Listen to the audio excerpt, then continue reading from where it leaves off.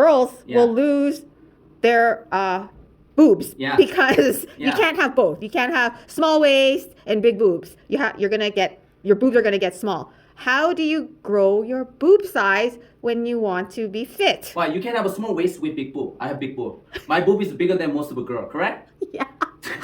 So you need to build muscle. How? This. So your feet position as high as you can, alright? Okay? And then you go here, push-ups.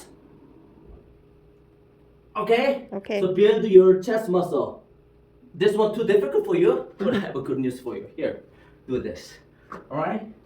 Okay? If this one too difficult for you, and do this. This one too difficult for you, and do this. But the best way to build your boob muscle is a feet position higher. You need to get there.